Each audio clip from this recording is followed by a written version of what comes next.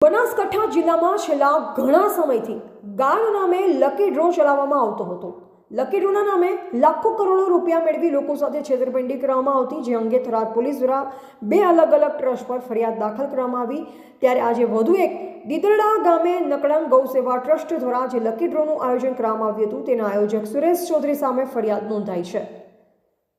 બનાસકાંઠા જિલ્લામાં છેલ્લા ઘણા સમયથી અનેક કૌભાંડોના બનાવો સામે આવી રહ્યા છે, જેમાં તાજેતરમાં જ ગાયના નામે જે લકી ડ્રો ચલાવી લોકોને છેતરવાનું કૌભાંડ કરી રહ્યા હતા, તે થરાદ પોલીસ દ્વારા બહાર લાવવામાં આવ્યું અને શરૂઆતમાં થરાદ પોલીસ દ્વારા બે ટ્રસ્ટ ઉપર ફરિયાદ નોંધવામાં આવી અને તેમના પર કાર્યવાહી થતાં અનેક લકી ડ્રોના સંચાલકો ફરાર થઈ ગયા હતા।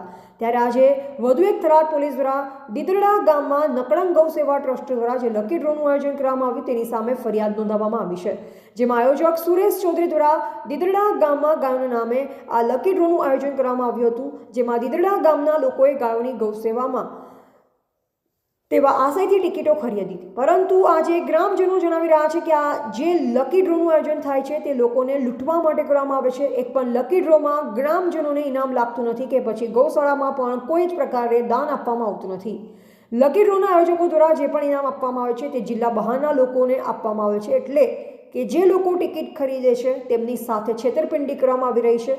ત્યારે આવા લોકો સામે કડકમાં કડક કાર્યવાહી કરવામાં આવે તેવી દીદરડા ગામ લોકો જણાવી રહ્યા છે।